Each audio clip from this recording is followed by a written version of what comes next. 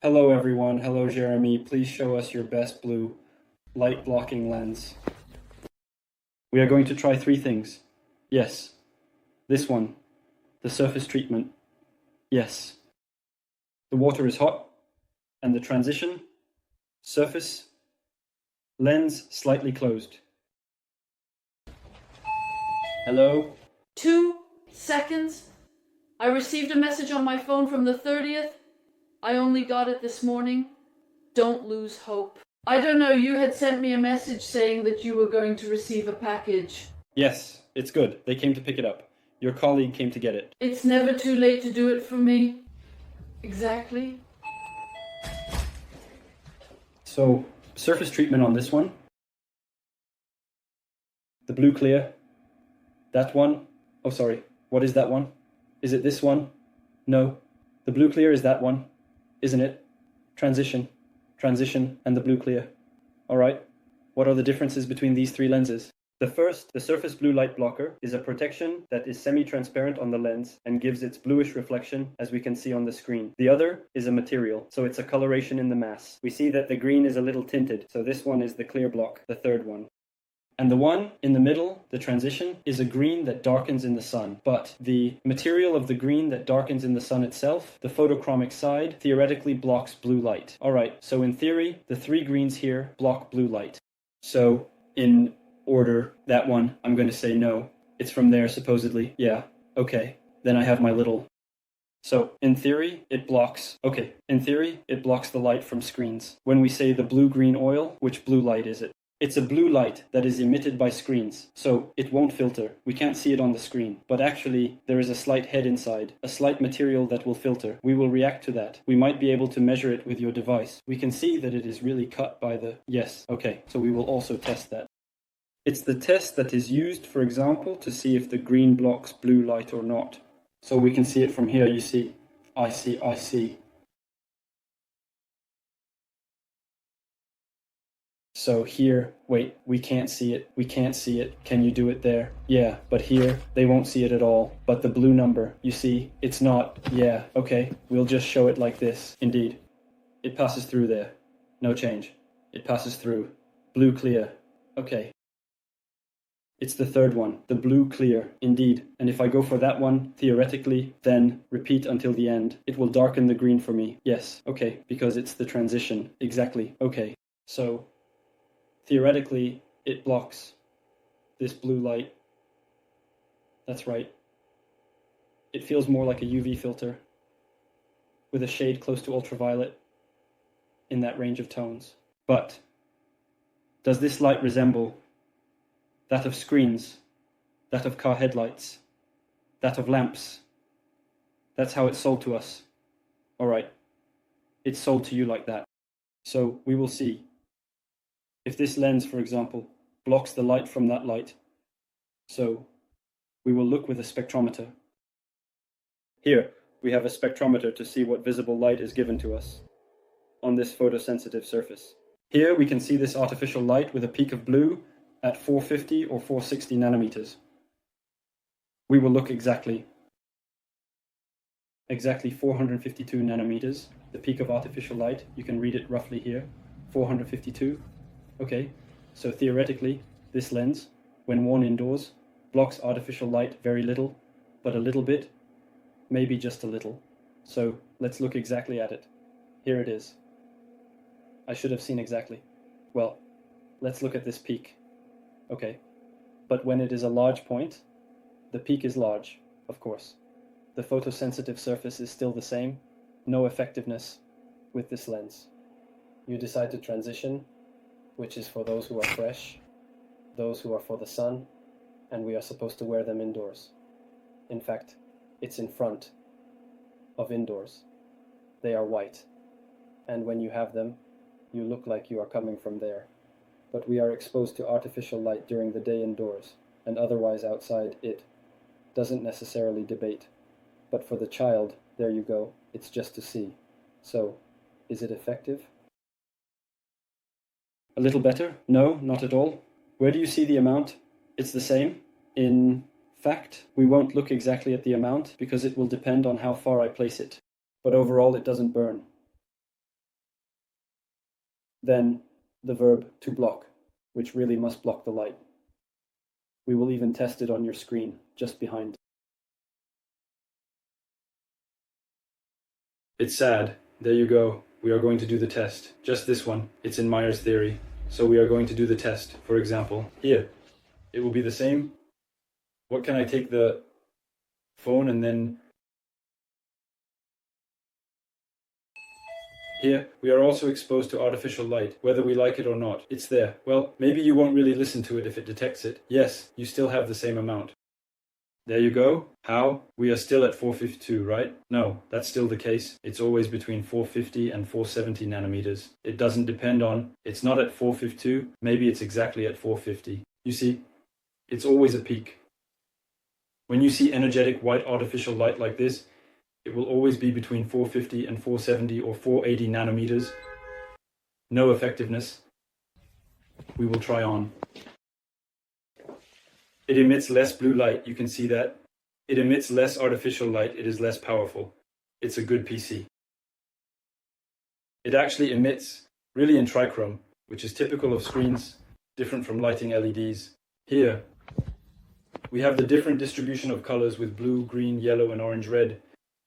Now, will this green, blue, clear block it? No, not at all. So, we are going to test an effective green. I'm informing you about the situation at this point. Here I have a lens without visual correction, and we can test my lens with visual correction, but I will test the one without visual correction. It's a lens that really blocks artificial light, but should only be worn after sunset. Tony, you know that. Because it's after sunset that it's most important to block artificial light, since during the day we are much less exposed. During the day, we also have sunlight that allows us to compensate subtly for the harmful effects of artificial light, whereas after sunset, all our cells do not expect to have light at all. However, they have a peak sensitivity to a certain type of light, and it is exactly the peak emitted to us by artificial light. It's at 450, 460, 470. The peak of what they especially do not want to receive after sunset, they receive with TikTok, lamps, car headlights, etc. So let's do it again. What is there?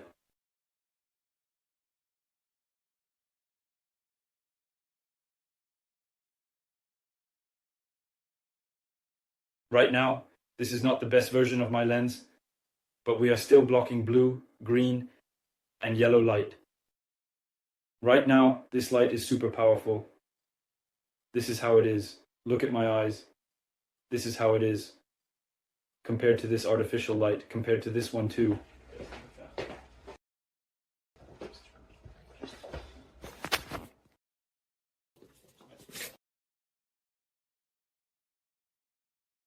So there, it's the line. I can put it back. I'll do it again. Thank you.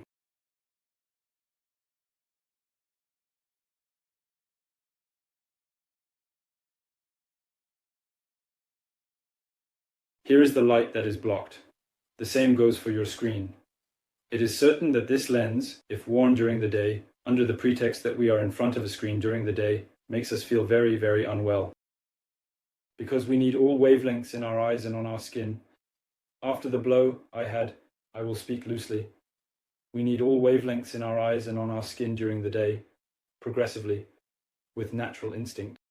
And not necessarily to go burn on the beach or not, but simply to really gradually re-expose ourselves to natural light, to have a good secretion of melanin, dopamine, and serotonin. So, the lenses sold by opticians, the opticians, without naming a brand, are ineffective. At first glance, yes. We'll see later, but for now, it's quite telling with your... So actually, we're going to do something. What happens is that here is the trick of the magician opticians.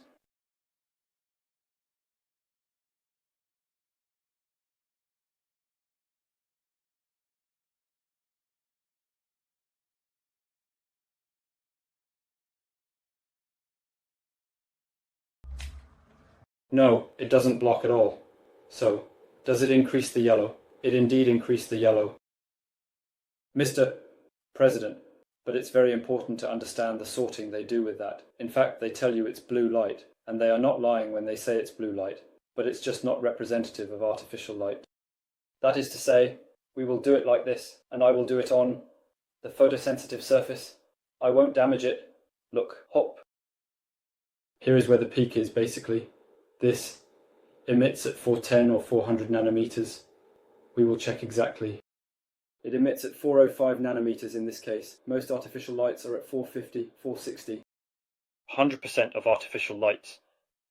There is no artificial light that emits light below 440 nanometers. None.